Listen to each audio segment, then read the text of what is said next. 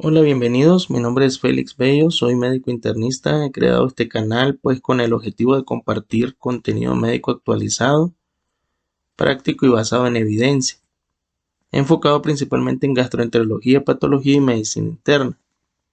Aquí analizaremos artículos recientes, guías internacionales, casos clínicos reales y temas complejos explicados de forma clara y aplicable a la práctica clínica diaria.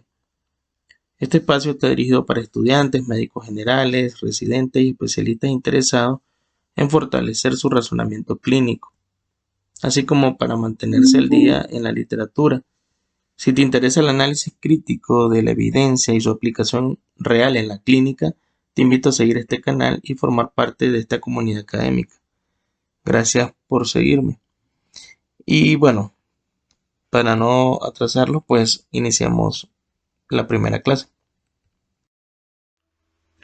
Bien, uno de los mayores desafíos en la hepatología clínica no es solo tratar la cirrosis, es decidir cuándo operar a un paciente con cirrosis, porque en estos pacientes una cirugía que en otro contexto sería rutinaria puede convertirse en un evento de alto riesgo. Hoy vamos a analizar las recomendaciones más recientes publicadas por la ACG en 2025 sobre la evaluación y el manejo del riesgo perioperatorio en pacientes con cirrosis.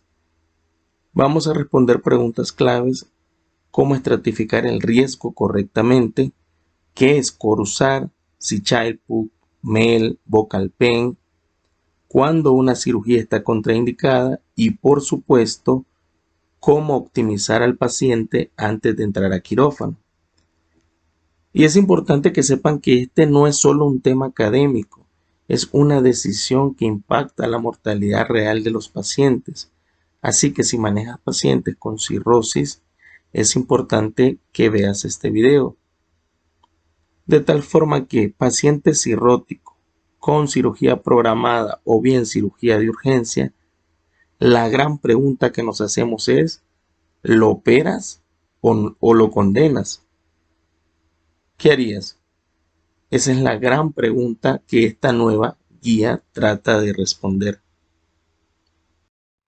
Los pacientes con enfermedad hepática crónica presentan un mayor riesgo quirúrgico en comparación con los pacientes sin enfermedad hepática crónica.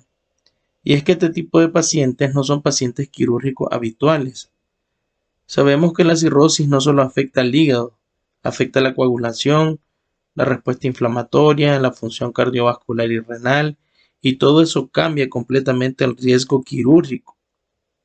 En comparación con los pacientes que no tienen enfermedad hepática crónica, el riesgo de complicaciones como sangrado, infección, falla hepática aguda sobrecrónica e incluso la mortalidad es significativamente mayor. Y aquí viene algo importante, y es que la prevalencia de enfermedad hepática crónica está en aumento en todo el mundo, especialmente por la enfermedad hepática esteatóxica asociada a disfunción metabólica y la enfermedad hepática alcohólica. Eso significa que cada día veremos más pacientes cirróticos en quirófano. Y entender estos elementos puede ser la diferencia entre una cirugía exitosa y una descompensación hepática catastrófica. Es por eso que es fundamental que los médicos comprendan los elementos de la estratificación del riesgo y la reducción del riesgo perioperatorio. Y vean ustedes un panorama de la base fisiopatológica. Tenemos la hipertensión portal, que es uno de los principales indicadores de más riesgo y mortalidad en los pacientes con enfermedad hepática crónica. De ellos, la formación de colaterales puede predisponer a mayor sangrado, al igual que complicaciones derivadas de esta hipertensión portal puede predisponer a hemorragias digestivas altas, tanto intraoperatoria como el postoperatorio. Los pacientes pueden descompensarse. La citis, que produce mayor infección de los sitios quirúrgicos, alteración en la cicatrización y fuga de los procedimientos principalmente abdominales. La hemostasia anormal por la trombocitopenia y una coagulopatía delicada. Vamos a hablar más adelante del desbalance que hay entre estos pacientes. Pueden tener tanto predisposición a la trombosis como al sangrado. La disfunción inmunológica y cardiovascular. Esto hace que el paciente esté más predispuesto también a infecciones de la herida quirúrgica y más sepsis. La hipotensión que viene siendo dado por la vasodilatación esplácnica y todo el mecanismo hiperdinámico que está alterado en los pacientes con enfermedad hepática crónica. Además, habría que sumarle acá a aquellos pacientes con MASLD que también pueden tener un componente cardiovascular importante y que puede predisponer a un mayor riesgo. La disfunción hepática per se disminuye la síntesis proteica, lo que conlleva desnutrición, fragilidad y sarcopenia, que influye de manera directa en las infecciones, la alteración en la cicatrización de todo este tipo de procedimientos, principalmente abdominales. La disfunción renal y metabólica trae consigo alteraciones hidroelectrolíticas y mayor predisposición a lesión renal aguda y síndrome hepatorrenal. Y por supuesto la encefalopatía hepática, que también puede predisponerse por cualquiera de todas las causas antes mencionadas. Los pacientes están con mayor predisposición a presentar esta complicación. Bien, en cuanto a la recomendación de los factores de riesgo, la guía propone evaluar e identificar 3 tipos de factores de riesgo: los relacionados con la cirrosis, que va involucrado la severidad de la enfermedad, la hipertensión portal, la malnutrición, la hemostasia y el estado inmunológico y la causa de la enfermedad hepática crónica. Todo eso va en la historia clínica que tenemos que indagar en el paciente previo a realizar la evaluación completa. Luego están los factores relacionados con el paciente, que aquí involucra toda la parte demográfica, el estado nutricional, el alcohol, el uso de tabaco, el estado funcional del paciente, y así también como los factores relacionados con la cirugía, ya específicamente el tipo de cirugía, si es abierta, si es laparoscópica, si es electiva, si es emergente, la duración de la cirugía. Y luego también hay que individualizar el riesgo o la estratificación del riesgo de este paciente y utilizar escalas ya prevalidadas para el pronóstico en este tipo de pacientes que van a ser sometidos a cirugía. Eso lo vamos a abordar más adelante. Al abordar los factores relacionados al hígado, es importante tener claro cada uno de estos puntos. Empecemos por clasificar la severidad de la enfermedad. Y esto es sumamente fácil. Hoy en día entramos a Google, ponemos una calculadora médica y calculamos el Child-Pugh, sea A, B o C. El MEL clásico sodio 3.0 si es mujer. Hay que tratar de determinar la causa de la enfermedad hepática crónica, si es viral, si es MASLD. Recordemos que MASLD tiene un factor de riesgo independiente de mortalidad cardiovascular, metal-D, alcohol, autoinmune, criptogénica, si no encontramos ninguna de estas otras afecciones. Si el paciente tiene hipertensión portal clínicamente significativa y si está descompensado o compensado, siempre hay que indagar sobre descompensaciones previas. De tal forma que, por ejemplo, vamos a clasificar al paciente como una enfermedad hepática crónica avanzada de etiología MASLD, por ejemplo, o bien cualquiera de las causas, con o sin hipertensión portal clínicamente significativa, compensada o descompensada si es que tiene alguna de las complicaciones relacionadas a la cirrosis. Una vez definidos los puntos previamente mencionados, miren qué importante es, porque una de las recomendaciones dice que los pacientes con cirrosis que tienen puntuaciones de MEL de 6 a 9 puntos y Child entre 5 y 6 puntos y que no tienen evidencia de hipertensión portal clínicamente significativa o descompensación hepática, tienen un riesgo mucho menor de eventos adversos quirúrgicos. Y vean ustedes este estudio de la revista de gastroenterología y hepatología, un estudio viejito del 2012, pero que marca las pautas de lo antes mencionado. Ellos investigaron el riesgo quirúrgico en pacientes con cirrosis en base al Child, y ellos encontraron que los pacientes con Child A tenían un riesgo de morbimortalidad aproximado del 10%. Aquellos con Child A más hipertensión portal, el riesgo aumentaba a 30%, muy similar a los pacientes Child B con 30%, y aquellos con Child C, marcadamente la diferencia de 75%. De igual forma el MEL, pacientes con menos de 10 puntos, 9%, de 10 a 15 puntos, 19%, y más de 15 puntos, 54% de riesgo. El grado de hipertensión portal es uno de los factores de riesgo más importantes a la hora de someter a un paciente a cirugía. Y aquí vamos a identificar dos grupos. Los pacientes con cirrosis descompensada, que son aquellos que ya tienen una complicación de la cirrosis y la hipertensión portal, llámese ascitis, encefalopatía o sangrado varicial. Y aquellos pacientes que tienen manifestaciones de hipertensión portal clínicamente significativa, por ejemplo, varices gastroesofágicas que aún no han sangrado, o bien la presencia de colaterales portosistémicas. Ambos grupos están fuertemente relacionados a resultados adversos postoperatorios. ¿Y cómo vamos a hacer para identificar estos grupos? Pues identificar a los pacientes que tienen cirrosis descompensada pues, es más fácil pues, porque ya tienen la complicación. El punto está en aquellos pacientes que tienen hipertensión portal clínicamente significativa y para esto nos va a ayudar mucho el FibroScan. Acá les muestro esta imagen para guiarnos de tratar de interpretar de forma fácil el FibroScan. Primero vamos a tener varios grupos. Los pacientes que no tienen enfermedad hepática crónica, pero pueden tener una posible fibrosis hepática. Aquellos que tienen una posible enfermedad hepática crónica avanzada y no tienen hipertensión portal. Los que ciertamente tienen una enfermedad hepática crónica avanzada y probablemente tengan hipertensión portal clínicamente significativa. Y aquellos pacientes que sí tienen enfermedad hepática crónica y tienen una alta probabilidad de hipertensión portal clínicamente significativa. Y aquí, por ejemplo, estos son los rangos de FibroScan. Y en cada uno de esos puede ubicarse cada uno de los grupos que acabo de mencionar. Pero para el diagnóstico, por ejemplo, de enfermedad hepática crónica, esto que estamos señalando con la flecha, vamos a tomar dos puntos de cortes importantes. Menos de 10 kilopascales y más de 15 kilopascales. Si el paciente tiene más de 15 kilopascales, es altamente probable y casi con certeza que el paciente tiene una enfermedad hepática crónica avanzada. Si tiene menos de 10, podemos excluir que el paciente tiene una enfermedad hepática crónica avanzada. Si el paciente se ubica entre 10 y 15, pues es un poco incierto y pues necesitamos más estudios para comprobar si el paciente en realidad tenga una enfermedad hepática crónica avanzada. Y en lo que respecta a la hipertensión portal clínicamente significativa, que es lo que nos importa acá, vamos a tomar en cuenta también los valores de corte de los extremos. Si el paciente tiene más de 25 kilopascales, inmediatamente hacemos de cuenta que el paciente tiene hipertensión portal clínicamente significativa.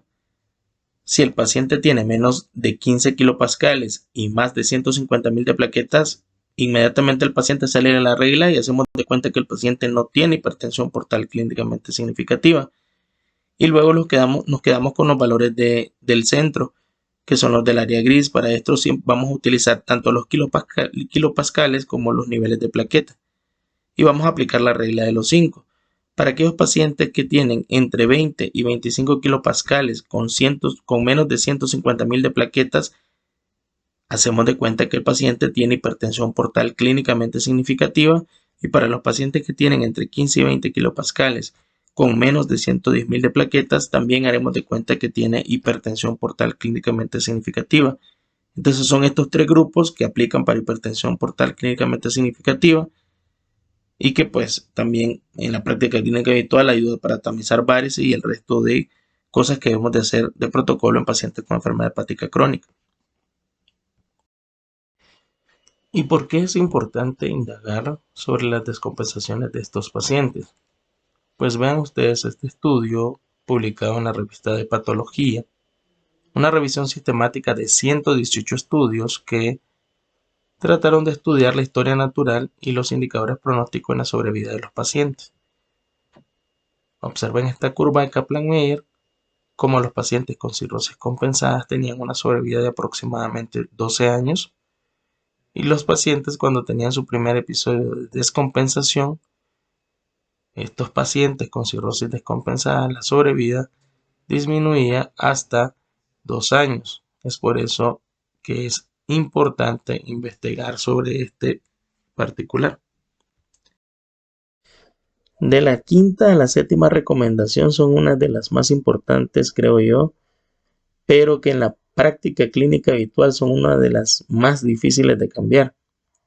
Textualmente dicen que la cirrosis afecta tanto la vía protrombótica como la antitrombótica, y que el efecto neto de la cirrosis sobre la hemostasia no se refleja con precisión en las pruebas de laboratorios tradicionales, como el TP, INR, TPT y el recuento de plaquetas, pero sí en la sexta recomendación abordan que el recuento bajo de plaquetas, generalmente menores de 50.000, se asocian de forma independiente con hemorragia durante el procedimiento y también resultados posoperatorios adversos. Sin embargo, aquí hay que tener muy en cuenta que esto puede reflejar un riesgo de hemorragia que puede estar atribuible a la gravedad de la disfunción hepática y la hipertensión portal más que a la trombocitopenia per se, lo que esto repercute en la utilidad de corregir el recuento de plaquetas previo a los procedimientos. Y finalmente el TP y el INR no se asocian independientemente con sangrado durante los procedimientos quirúrgicos. Y vean, esta imagen muy importante muestra básicamente un concepto actual en hepatología que es la hemostasia reequilibrada. Y es que por muchos años se pensó que los pacientes cirróticos estaban anticoagulados porque tenían un INR elevado y suponía que tenían menos factores de coagulación, pues lo que predisponía pues con mucha más facilidad a sangrado. Esto hoy en día no es así y existe un nuevo equilibrio que, si bien es frágil, entre estos mecanismos favorecen tanto a posible sangrado como también trombosis. Y la imagen lo refleja de forma adecuada. Los mecanismos protrombóticos podemos encontrarlo al lado izquierdo de la imagen, como es un aumento del factor de von Willebrand. Este compensa el recuento bajo de plaquetas y permite que este recuento bajo de plaquetas sean plaquetas eficientes. Es decir, que la función de adhesión plaquetaria por el aumento de este factor de von Willebrand se vea adecuado. De igual forma, hay un aumento en el factor 8 que favorece a la conversión del factor 10 a factor 10 activado, y este a su vez a la mayor formación de trombina y un mejor estado de coagulación, en este caso protrombótico. Y luego la disminución de la DAM-TS13, que va a contribuir de forma indirecta. La no presencia de esta permite que el factor de von Willebrand no sea degradado y pues se mantenga con mayor concentraciones en plasma y permite que las plaquetas se adhieran aún mejor al endotelio. Todo esto de un inicio favorecido al endotelio disfuncional, que es protrombótico, pues por la hipertensión portal y la misma vasodilatación esplácnica. Y en el lado derecho, pues podemos ver cómo hay una disminución de los factores de coagulación dependientes de la síntesis hepática, como son los factores 2, 5, 7, 9 y 10, así como las concentraciones de fibrinógeno. Y ha ayudado aún más por la disminución de los anticoagulantes también naturales, como son la proteína C, proteína S y antitrombina. Entonces, esto hace que el paciente cirrótico pueda pasar de estados que puedan predisponer a trombosis, como es lo que habitualmente podemos ver en la práctica clínica, y que hacemos por eso tamizaje de los pacientes cada 6 meses con ultrasonido Doppler para evaluar la presencia de trombosis de la vena porta, así como también pueden tener mayores episodios de sangrado. Pero el mensaje en esto es muy importante y tiene que ver en cuanto a que cuando tenemos que corregir los recuentos de plaquetas en estos pacientes, cuando el INR refleja en realidad que el paciente tenga una mayor predisposición de sangrado, si vemos estos mecanismos que refuerzan que no podemos guiarnos por estas pruebas.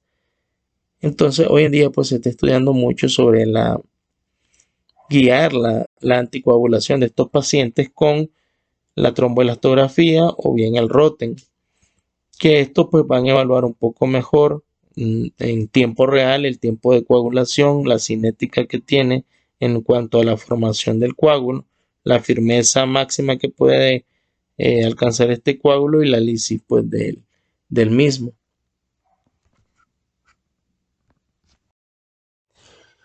Luego, las condiciones comórbidas no hepáticas afectan la mortalidad postoperatoria en la cirrosis y requieren una evaluación independiente. La desnutrición, la sarcopenia y la fragilidad son factores de riesgo muy comunes y potencialmente modificables de resultados postoperatorios en la cirrosis. Y solo para recordar, siempre hay que tener en cuenta estas definiciones de desnutrición, sarcopenia y fragilidad. De igual forma, podemos ver acá como la malnutrición principalmente se asocia en un estado final de mayor descompensación, mayor necesidad de cuidados hospitalarios, una disminución de la calidad de vida, muerte y efectos no deseados post-trasplante. En pacientes con enfermedad hepática conocida pero estadio de fibrosis desconocido, se puede utilizar FIT4 o bien elastografía para identificar pacientes que probablemente tengan fibrosis o ya bien cirrosis, lo que podría afectar la planificación quirúrgica y el tratamiento perioperatorio. Para esto, pues podemos utilizar FIT4, que bien igual ayudados con el internet, buscamos una calculadora que tenga FIT4 y pues nos va a pedir estas 4 variables. Se introducen y arroja un valor, en este caso con el ejemplo que puse, 3 puntos. Generalmente los valores mayores de 2.6 pues son indicativos de un alto riesgo de fibrosis avanzada. Y en cuanto a al FibroScan, pues la forma más sencilla de utilizar esto es teniendo 2 valores de corte. Los valores menos de 10 pueden casi excluir un paciente con enfermedad hepática crónica avanzada, y los valores mayores de 15 podrían afirmar que el paciente tiene una enfermedad hepática crónica avanzada, y los valores de en medio, es decir, los valores de la zona gris, es posible que el paciente pueda tener una enfermedad hepática crónica avanzada, pero en este tipo de pacientes se necesita un mayor estudio para poder afirmar dicha patología. En conjunto con el juicio clínico, las puntuaciones de riesgos específicas para cirrosis, como las escalas de Mell, Child, Mayo y Vocal Pen, son útiles para estimar el riesgo operatorio y facilitar la toma de decisiones compartidas sobre la cirugía. Cada una de estas puntuaciones tiene ventajas y limitaciones. Vean este recuadro donde pues ponen cada una de las escalas ya conocidas y mencionadas, donde evalúan cada uno de sus puntos, pero en la línea vertical pueden observar los 3 factores que tenemos que tener en cuenta cada vez que evaluamos a un paciente con enfermedad hepática crónica, y tenemos que evaluar el estado hepático, es decir, la enfermedad hepática, la severidad de esta, los factores no relacionados con el hígado y los factores específicos con las cirugías. Y tanto Child, Mell y Mayo tienen en común que ninguna de estas evalúa los factores específicos relacionados con las cirugías. No así Vocal Pen, que sí ya toma en cuenta el tipo de cirugía, en este caso si es una cirugía de emergencia versus una cirugía electiva, o si es laparoscópica versus una cirugía abierta, de tal forma que de forma aislada utilizar el Child y el Mell se ha evaluado que pues pueden en ocasiones infraestimar el riesgo de este tipo de pacientes. Y el Vocal Pen es una de las herramientas hoy en día la más utilizada para evaluar a este tipo de pacientes, y es la que vamos a utilizar con mayor frecuencia. Es una herramienta de riesgo quirúrgico que también la pueden encontrar en internet. Únicamente pues ponen así como está aquí, como pueden observar, igual este icono. Van a pedirle todas las variables como están aquí en el recuadro de la tabla. Van a meter la variable y va a tener como resultado los riesgos postoperatorios, y va a darte tanto mortalidad a 30 días, mortalidad a 90 días y a 180 días, así como la descompensación a 90 días que puede tener el paciente. De igual forma, pues buscan en internet el Mayo Clinic, el riesgo de mortalidad postoperatoria en pacientes de cirrosis, con cirrosis, lo ponen así. E inmediatamente pues van a llegar a ese link y pueden entrar ahí, meten los datos del paciente que estén evaluando y van a también a arrojar la mortalidad, la probabilidad de esta a 7 días, 30 días, 90, 1 año y 5 años. Y pongan mucha atención en la recomendación número 12. Y es que los pacientes seleccionados con cirrosis, sometidos a cirugía electiva, la evaluación preoperatoria de trasplante hepático puede permitir un trasplante que podría salvar vida en caso de descompensación posoperatoria. Un umbral propuesto para considerar la evaluación preoperatoria de trasplante hepático es un riesgo proyectado de mortalidad posoperatoria a los 90 días mayor del 15%, que puede estimarse mediante la herramienta como la escala Vocal Pen. ¿Por qué es muy importante esto? Pues cada uno de nosotros que estamos expuestos a valorar este tipo de pacientes, sea el médico internista, gastroenterólogo o quien sea que tenga que evaluarlo, al utilizar el riesgo de Vocal Pen y tengan un riesgo mayor del 15% de mortalidad posoperatoria a los 15 días, es indispensable que pidan una valoración por el servicio de patología y trasplante de estos pacientes para tratar de disminuir la mortalidad en caso de que estos pacientes lleguen a descompensarse. Y un ejemplo hipotético, por ejemplo, vean acá, es sencillo, tienen la herramienta de Vocal Pen, van a pedirle las variables que ya habíamos mencionado. Por ejemplo, este paciente es un paciente de 65 años con una albúmina de 2.3, bilis totales de 5.6, conteo de plaquetas de 68.000, el índice de masa corporal no está mayor a 30, tiene más el día, el score de 3 y no es una cirugía de urgencia. Hipotéticamente lo están operando por una cirugía ortopédica mayor. Inmediatamente al darle calcular, pues arrojar los resultados y la mortalidad 30, 90 y 180 días, así como el riesgo de descompensación a los 90 días. En este caso hipotético, a los 90 días tiene una mortalidad de 36.5%. Este tipo de pacientes tienen que presentarse a hepatología de trasplante para una evaluación preoperatoria también en caso de que pueda haber una descompensación posterior a la cirugía. La evaluación de la fragilidad en pacientes con cirrosis puede informar sobre el riesgo quirúrgico. Para esto vamos a apoyarnos en herramientas de detección de la fragilidad y la desnutrición como la propuesta por el Royal Free Hospital. Esta herramienta de detección consta de un primer paso en el cual evaluaremos si el paciente tiene hepatitis alcohólica o si se está alimentando por sonda. Si el paciente cumple alguna de estas dos condiciones, inmediatamente clasifica como un paciente de alto riesgo. Si no es el caso, pasamos a evaluar si el paciente tiene retención de líquidos, es decir, si el paciente tiene ascitis o si no la tiene. Si tiene ascitis, hay que ajustar el peso. Es importante no usar el índice de masa corporal directo en este tipo de pacientes. Recordemos que los pacientes con ascitis grado 3 pueden llegar a tener volúmenes de líquidos superiores hasta los 15 litros.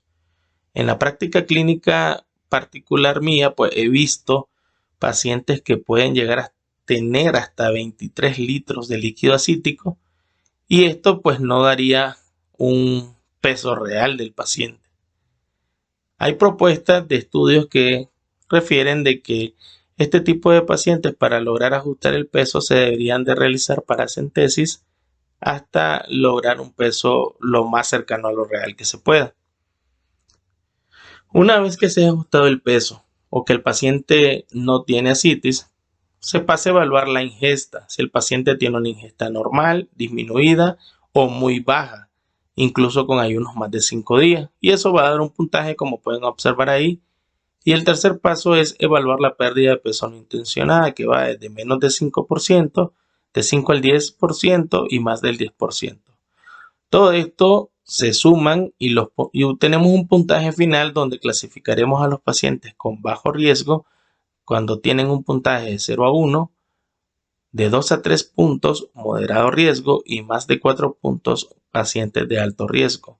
¿Cuál es la importancia de esto? Pues los pacientes que clasifican en moderado y alto riesgo deben tener una intervención nutricional oportuna para disminuir las complicaciones en estos pacientes. Ahora vean esto, el tratamiento de las afecciones hepáticas reversibles que desencadenan enfermedad hepática, ya sea hepatitis B, C, hepatitis autoinmunes, El tratamiento de estas antes de la cirugía electiva puede mitigar el riesgo operatorio. Y esto es muy importante tenerlo en cuenta porque recordemos que dentro de las nuevas definiciones de los pacientes con enfermedad hepática crónica se encuentran aquellos pacientes que pueden tener recompensación de la cirrosis y son principalmente en este tipo de enfermedades, principalmente las virales e incluso los pacientes con hepatitis por alcohol. Una vez dejan el consumo de alcohol, podemos ver cómo sus pruebas hepáticas mejoran, cómo se mantienen sin descompensaciones. Entonces es importante que si se puede tratar previo al procedimiento quirúrgico, se traten. Obviamente si es una cirugía que no puede esperar, pues ni modo. Pero si es el caso, pues se debería primero dar tratamiento y luego pues preparar la cirugía.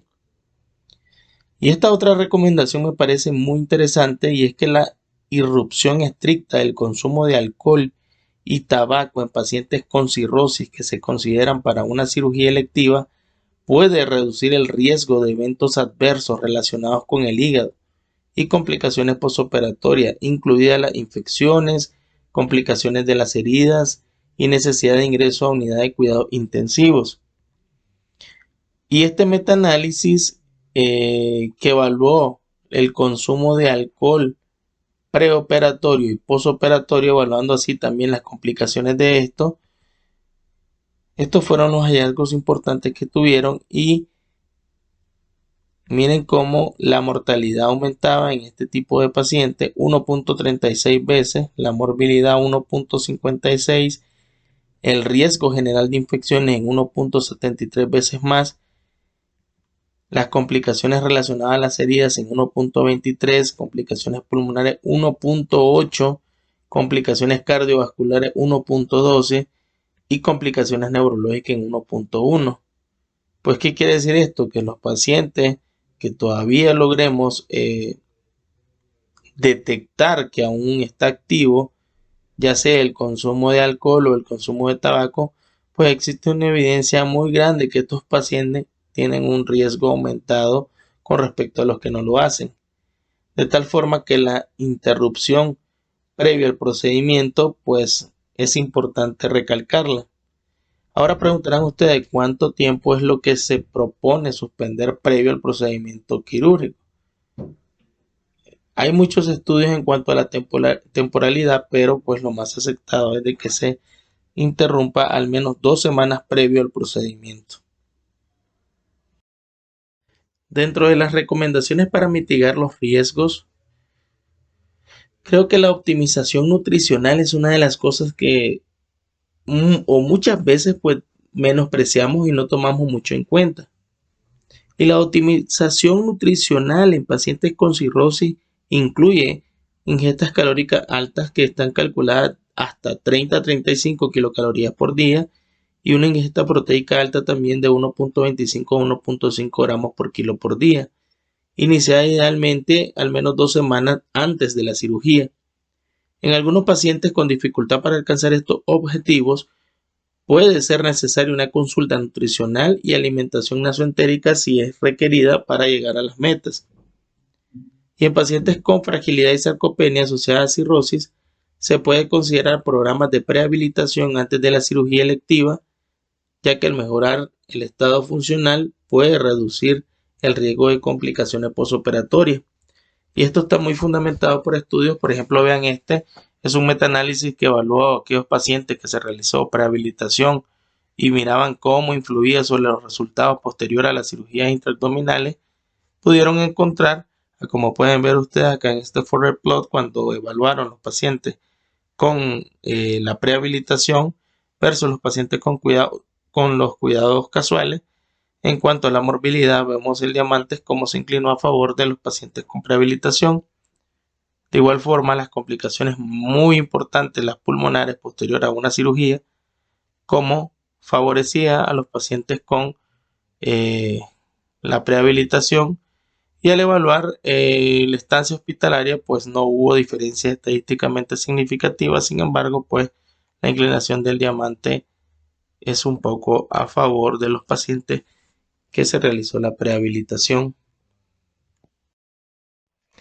Bueno, y aquí viene un punto crítico de la guía, y es cómo hacer entender y cómo aplicar en la práctica clínica real, habitual, de que los pacientes con enfermedad hepática crónica no son pacientes que están anticoagulados.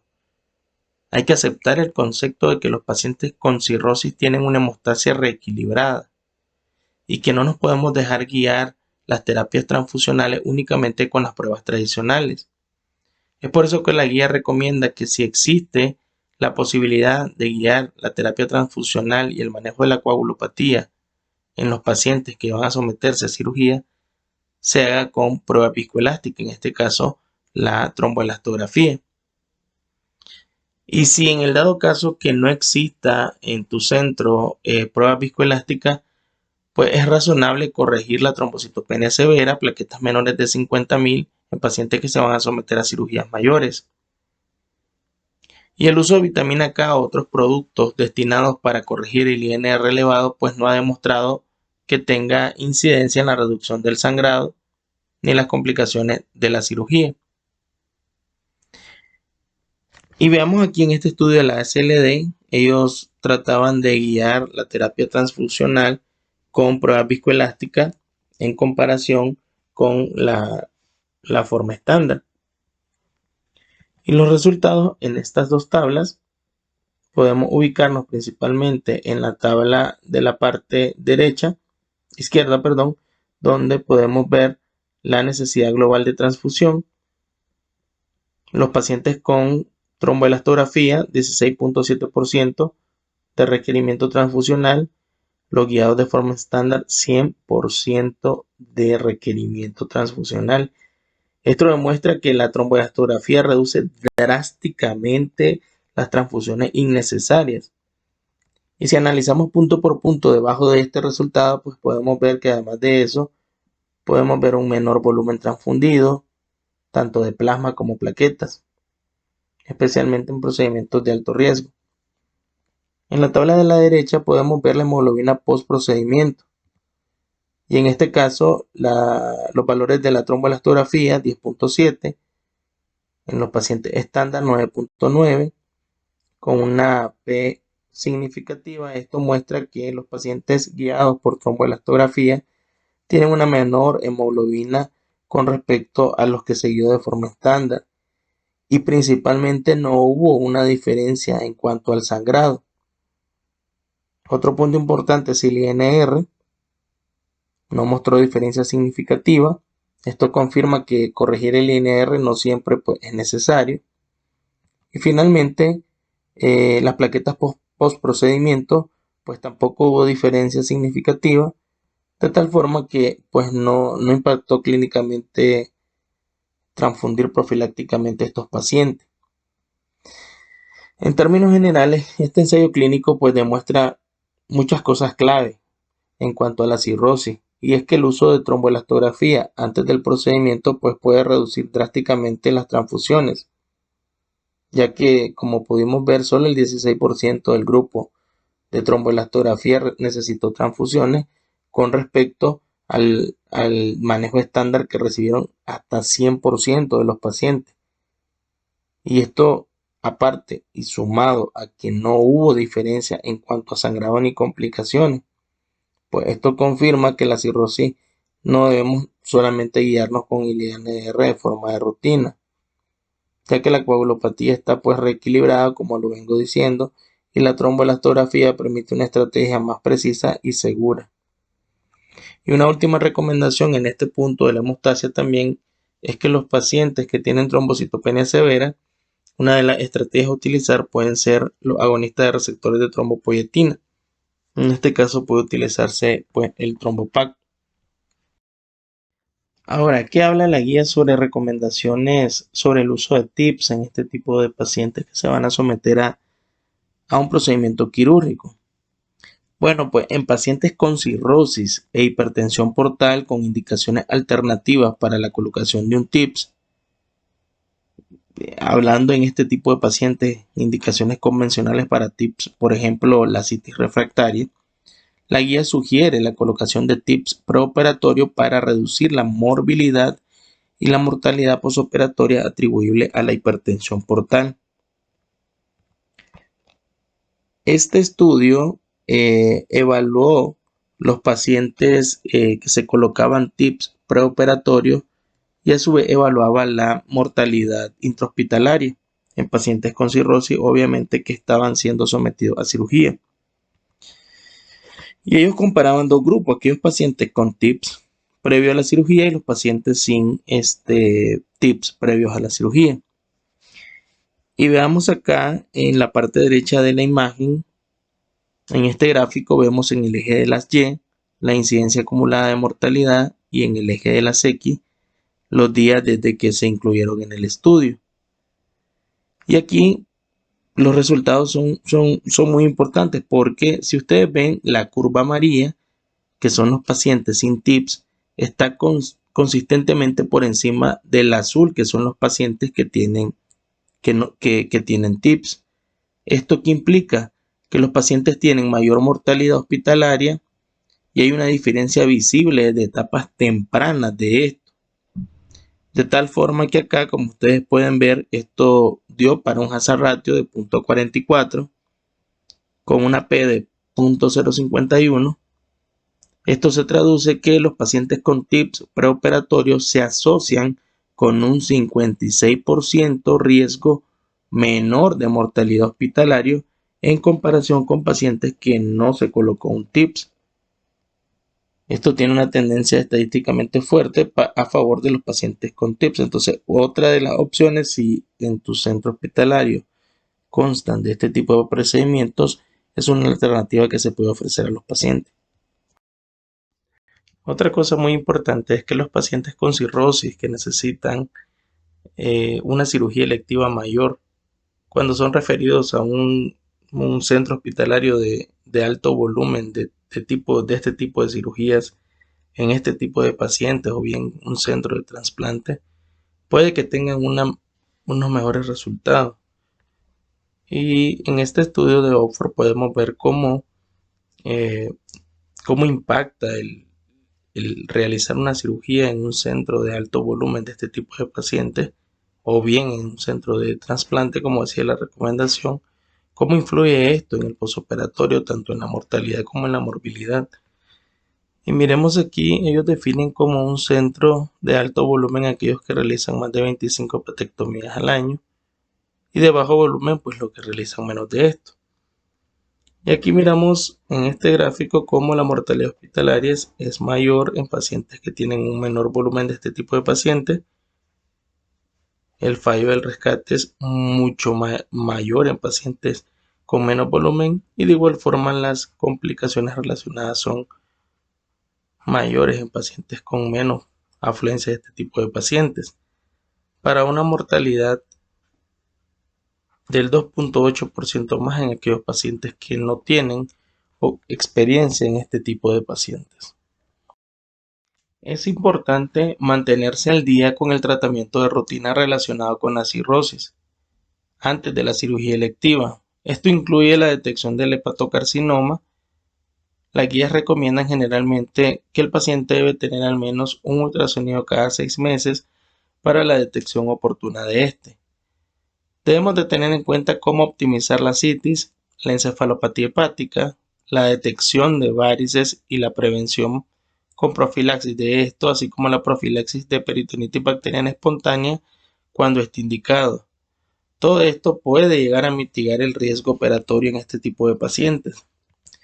Y miremos ahora esto, qué interesante. Entonces, el paciente cirrótico que tiene ascitis y que va a una cirugía electiva debe tener una paracentesis diagnóstica preoperatoria, donde vamos a evaluar el conteo celular, el número de polimorfonucleares, enviar cultivos, proteínas y ver siempre la función renal.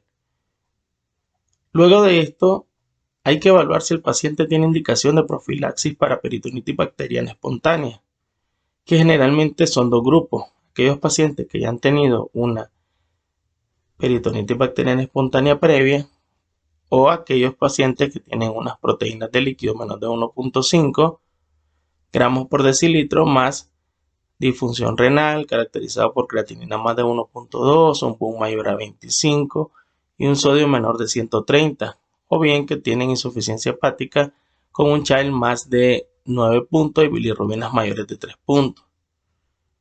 Luego, si él cae en uno de estos grupos, pues se inicia profilaxis con norfloxacino dentro de lo más estudiado o cualquiera de todas las opciones que pueden buscar de profilaxis primaria.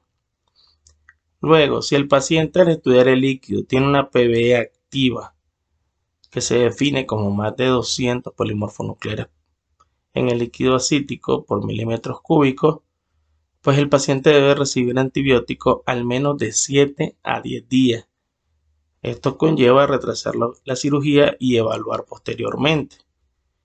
Ahora, si el paciente tiene una CITI grado 3 y es candidato a paracentesia evacuadora de gran volumen, pues es importante realizar la reposición adecuada de albúmina, que es de 6 a 8 gramos por cada litro drenado por encima de los 5 litros.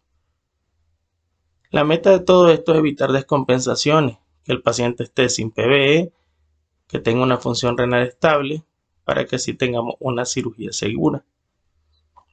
Posteriormente, en el manejo postoperatorio, no hay que olvidarnos de llevar un adecuado balance hídrico, una dieta hiposódica, el uso de diuréticos, instaurarlos de forma pronta, evaluar la función renal y vigilar por datos de infección que puedan presentar este tipo de pacientes. Otro punto importante es evaluar si el paciente toma beta bloqueantes no selectivos. Si el paciente toma, pues debe continuar el beta bloqueante siempre teniendo las medidas de mantener una presión arterial sistólica arriba de 90, si estamos con uso de carvedilol o con frecuencias cardíacas metas, en el caso del propranolol. Si el paciente no está utilizando beta bloqueante y el estado varicial es incierto o nunca ha tomado beta bloqueante, aparte el paciente tiene ascitis descompensada, trombocitopenia, tiene un Child más de 9, pues el paciente puede ser candidato para una evaluación por endoscopía para detección de varices. Otro punto importante aquí es tomar en cuenta que si el paciente tiene una elastografía, pues podemos aplicar que si el paciente tiene más de 20 kilopascales y tiene plaquetas menores a 150.000, también es candidato para tamizaje de varices. Los pacientes que tienen entre 15 kilopascales y 19 kilopascales y que tienen plaquetas menores a 110.000, pues también son candidatos a tamizaje de varices. En esta guía también encontramos un apartado de consideraciones específicas según el tipo de cirugía y además de eso el tiempo de la cirugía, es decir, si es una cirugía electiva o bien una cirugía de emergencia. Y por ejemplo, veamos que en pacientes con cirrosis y hernia abdominal, la consulta quirúrgica después de optimizar el control de la citis para una reparación electiva puede reducir el riesgo de complicaciones de la hernia, como incarceración o ruptura espontánea, que requieran una reparación emergente que puede suponer un riesgo aún mayor. Además, en pacientes con cirrosis e indicaciones de colecistectomía, la colecistectomía laparoscópica generalmente se prefiere en aquellos pacientes clasificados como Child A y B, mientras que la mayoría de los pacientes con cirrosis Child C podrían presentar un riesgo prohibitivo de colecistectomía, y estos pacientes pueden beneficiarse de medidas de soporte y procedimientos de drenaje alternativos, por ejemplo, colecistectomía percutánea, drenajes endoscópicos, si es que están disponibles en la unidad. La escala de Vocal Pen puede utilizarse además para proporcionar estimaciones individualizadas del riesgo postoperatorio en casos de alta preocupación e incertidumbre. Y vean qué interesante, por ejemplo, en este estudio, en el cual evaluaba los factores de riesgo de resultados adversos en reparación de hernia abierta umbilical de urgencia versus no emergencia y oportunidades para la reparación electiva en una cohorte nacional de pacientes con cirrosis. Y los resultados pues son muy importantes porque podemos observar que en aquellos pacientes que se realizó una cirugía no emergente o no de urgencia, es decir, electiva, la mortalidad a 30 días fue del 1.2%. De ahí, los pacientes que no tenían ascitis tenían una mortalidad de 0.7% a 30 días y los pacientes que tenían ascitis una mortalidad de 2.2% a 30 días. Pero cuando observamos acá los pacientes que se metieron a quirófano de emergencia, la mortalidad de los 30 días es muy superior, hasta un 12.2% en comparación de los que ya previamente hablamos. Esto indica que los pacientes deberían entrar más de forma electiva que de emergencia para tratar de disminuir la mortalidad en este tipo de pacientes. La guía también nos hace prestar atención sobre las consideraciones de la cirugía bariátrica. Y es que hoy en día la cirugía bariátrica está tomando un auge importante en cuanto al tratamiento de la obesidad. Es una herramienta efectiva y poderosa para este tipo de pacientes. Pero en cuanto a los pacientes con enfermedad hepática crónica, creo que entre los profesionales de la salud continúa siendo un tema de tabú. Y muchas veces nos preguntamos, ¿son los pacientes con enfermedad hepática crónica avanzada candidatos para este tipo de procedimientos? ¿Qué complicaciones se pueden esperar en estos pacientes y qué beneficios también podríamos obtener al realizar este tipo de procedimiento?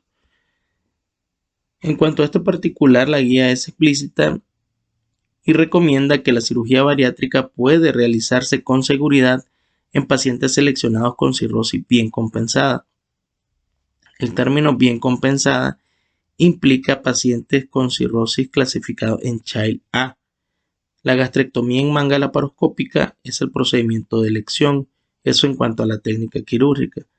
En pacientes candidatos a trasplante hepático que tengan una indicación de cirugía bariátrica, se puede considerar la gastrectomía en manga antes o durante el trasplante, según la experiencia que tenga el centro. Pero existen datos limitados que respalden que la cirugía bariátrica deba realizarse posterior al trasplante hepático. ¿Pero qué evidencia tenemos? Acá les muestro este metaanálisis publicado por la Revista Mundial de Cirugía. Ellos evaluaban la cirugía bariátrica en cuanto a la efectividad y a la seguridad en pacientes obesos con cirrosis compensada. Y podemos ver acá en este forest plot que evalúa las complicaciones de la cirugía bariátrica con un resultado de 0.19, que esto se traduce a un 19% de complicaciones relacionadas a la cirugía. Esto es un dato bastante equiparable al que pueden tener los pacientes no cirróticos obesos con alto riesgo, que más o menos ronda entre los 11 y 17%. Ahora bien, al analizar características específicas de los pacientes en cuanto a comorbilidades que tenían, podemos ver en estos paneles desde el A hasta el D situaciones puntuales. Por ejemplo, ubicémonos en el panel A, son pacientes con NAFLD, hoy en día llamado MASLD, que es la enfermedad hepática esteatóxica relacionado o asociado a disfunción metabólica. En ellos podemos ver un resultado del efecto de 0.58. Esto se traduce a una regresión probable del MASLD de hasta un 42%. Sin embargo, hay que tener en cuenta en cuanto a los procedimientos estadísticos que si bien tiene una P significativa, tiene un índice de heterogeneidad alto del 95%. De tal forma que los resultados entre los estudios pues puede que sean diferentes. Hay que tener un poco de cuidado a la hora de extrapolar este resultado. En el panel B tenemos pacientes con diabetes tipo 2, con un resultado también similar de 0.58, con una P significativa y este sí con un índice de heterogeneidad muy bajo, lo cual da mucho más poder estadístico y mucho más solidez en cuanto a la regresión de este tipo de pacientes con diabetes posterior a la cirugía. En el panel C son pacientes con hipertensión con un resultado de 0.53, índice de heterogeneidad moderado y con una P significativa. Habla también a favor de que los pacientes posterior a la cirugía pueden tener una regresión de la hipertensión. Y finalmente, en el panel D, vemos pacientes con dislipidemia con un efecto de 0.60, un índice de heterogeneidad moderado también, que habla de que estos pacientes también pueden tener una regresión metabólica importante. Finalmente, ¿qué podemos decir? Sí, los pacientes con enfermedad hepática crónica pueden ser elegibles para realizarse una cirugía bariátrica. ¿Y qué tipo de pacientes? Pacientes Child A. ¿Qué complicaciones podemos esperar? Pues podemos esperar las complicaciones similares que tiene un paciente que no es cirrótico, siempre y cuando seleccionemos a un paciente Child A. ¿Y qué beneficios podemos tener? Pues hay regresión del MASLD, diabetes, hipertensión, dislipidemia. Los resultados que podemos tener son muy buenos, entonces es una opción muy importante que debemos tener en cuenta en nuestros pacientes cirróticos.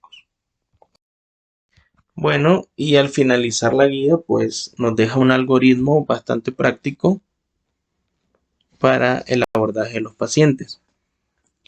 Y bueno, iniciamos que si el paciente tiene una enfermedad hepática crónica y lo estamos considerando para una cirugía electiva mayor, primero, el primer paso es saber si el paciente tiene una cirrosis establecida.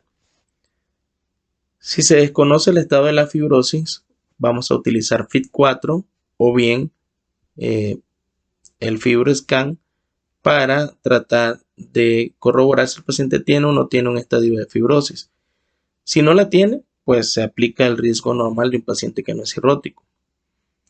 Si el paciente tiene fibrosis o cirrosis, pues cae en el paciente que ya tenemos establecido una cirrosis. Y aquí va a tomar dos caminos. O tiene una cirrosis compensada o descompensada. Si tiene una cirrosis compensada, es importante saber si el paciente tiene hipertensión portal clínicamente significativa. Y para eso vamos a guiarnos por los valores de FibroScan que hablábamos anteriormente. Si el paciente tiene o cae en la regla para hipertensión portal clínicamente significativa, vamos a tratarlo como un paciente que tiene una cirrosis descompensada. El paciente con cirrosis descompensada es que tenga en ese momento ya sea encefalopatía, citis, sangrado varicial, PBE o cualquiera de las complicaciones de la cirrosis. Si es así y se trata ese paciente de estas complicaciones y el paciente no mejora, hay que considerar la posibilidad de TIPS en este tipo de pacientes. Luego de eso, de evaluar esta posibilidad, una vez ya que tenemos al paciente, ya sea compensado si decidimos poner o no el TIPS, vamos a corroborar de que el paciente tenga todo su protocolo de estudio de rutina, como por ejemplo el screening para el cáncer hepatocarcinoma o siempre la parte de la vigilancia de las varices. Luego debemos de calcular los riesgos quirúrgicos, hay que calcular el MEL, el CHILD, el riesgo de Mayo y el Vocal Pen. Si con estos scores, principalmente el Vocal Pen, da un riesgo de más del 15% de predicción de mortalidad a 90 días, el paciente debe ser valorado por el equipo de trasplante con miras de idear algún plan si llegase a requerir trasplante post la cirugía. Luego de esto, pues se discute el pronóstico con el paciente, con el equipo, y si la cirugía es prohibitiva, pues porque tiene alto riesgo, se decide no operar, se deberá buscar algún otro método cómo resolver al paciente que pueda ser menos invasivo. Si se acepta el riesgo, pues lo ideal es que sea en un centro de alto volumen o un centro donde se realiza trasplante hepático. Al tener localizado el lugar, pues luego vamos a implementar las medidas como el abandono del tabaco, del alcohol. Si logramos identificar una causa reversible como virus de la hepatitis B, C, hepatitis autoinmune que puedan ser tratadas y mejorar la condición hepática, pues se realiza siempre y cuando pues la cirugía lo permita, el tiempo de esta lo permita. Optimizamos la parte nutricional, la prehabilitación, manejamos la fragilidad y la sarcopenia y evaluamos específicamente cada riesgo de la cirugía. Si el paciente pues tiene las descompensaciones, por ejemplo la citis como hablábamos o alguna otra indicación para TIPS, pues ya se piensa en el TIPS y se prepara para TIPS preoperatorio. Y luego de esto pues evaluamos la parte de la coagulopatía, idealmente con tromboelastografía. Si se dispone de esta lo hacemos mediante tromboelastografía. Si no se dispone pues hacemos o vigilamos principalmente los niveles de plaquetas. Si son menores de 50.000 utilizamos agonista de trombopoietina con un periodo de 10 a 14 días previo al procedimiento, con la idea de reducir la necesidad de las transfusiones y el riesgo de sangrado. Y si están por encima de 50.000, pues no hay que transfundir de forma de rutina. Ya habiendo tenido todo esto, pues el paciente puede ser llevado a cirugía. Bueno, y para concluir, pues la evidencia actual nos obliga a replantear varios conceptos tradicionales que ya mencionamos. Y recuerden que la toma de decisiones debe basarse en una evaluación individualizada y sustentada en la mejor evidencia disponible, con un enfoque multidisciplinario en este tipo de pacientes.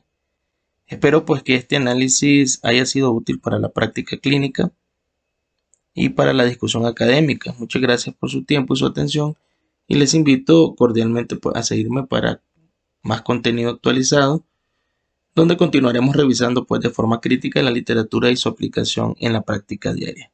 Nos vemos en el siguiente video.